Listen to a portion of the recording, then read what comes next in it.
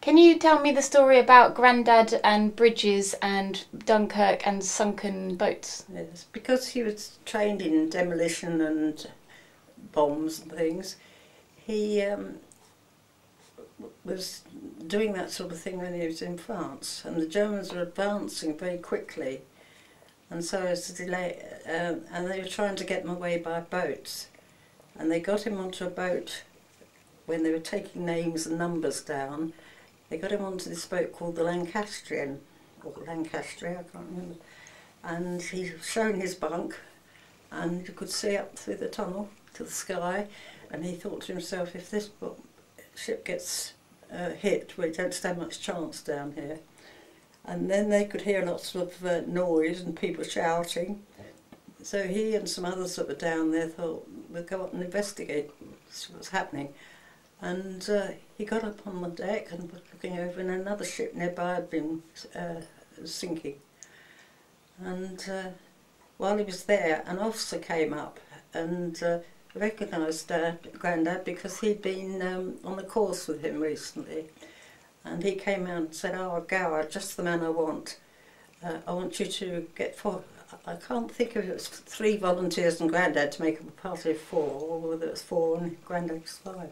He said, "I want you to pick out some men and go ashore and blow up a couple of bridges," and he named them, and some stores, so that they don't fall into German hands.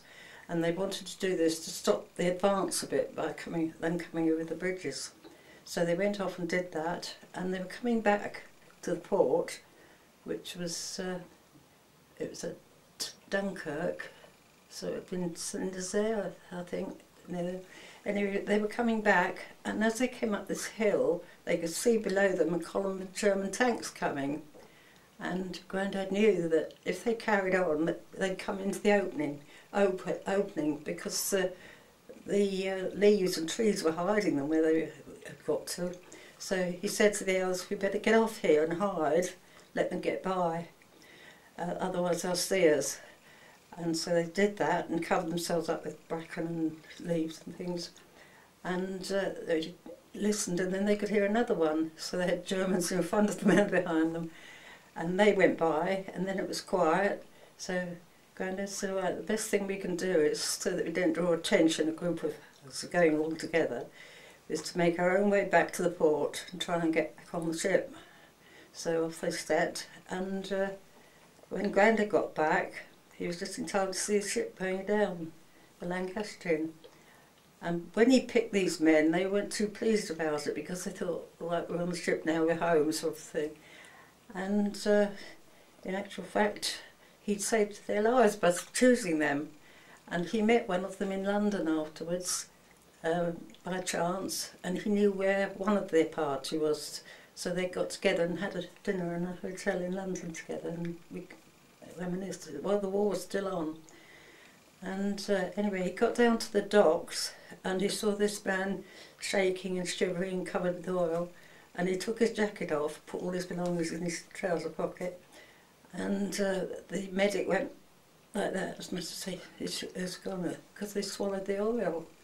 And the planes were still dropping, they were dropping incendiary to try and set the oil on fire, or the water.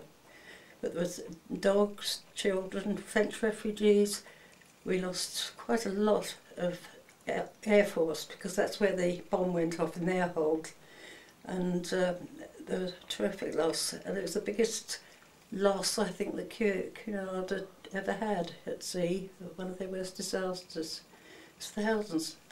So their complement was about 2,000 or 3,000, say. I haven't got the exact figures, but they'd actually taken on, stopped counting when they got to 8,000, and there was a lot more coming on. They couldn't keep track of them in the end, they just let them on. And that was a terrible disaster. And how did Grandad get home? By a coal boat. Came home as black as the ace of spades. And he got to Brompton Barracks, and they let him, they said, "If you know anybody around here, we've got no room here at all, we can't take you. But if you know of anybody," he said, "I do," because we lived just the other side of Rochester, which is near Chatham. And so he came home, had a bath, and had something to drink and that. We were all ready for bed. It was gone midnight.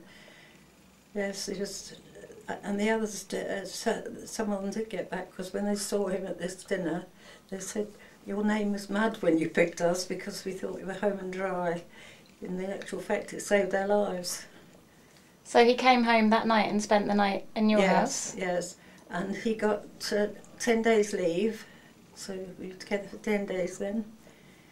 And then he got told he'd got a quarter for us at Colchester, because he'd been posted temporarily to a place near Colchester, and they'd been their first home together. Oh. So I sent him a grocery list, food, and to get the stuff in.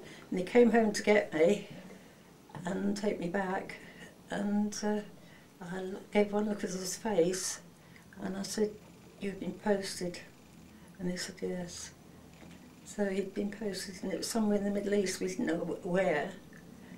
And so that fell through. I've got the trunk packed with our few possessions in it and everything. Oh.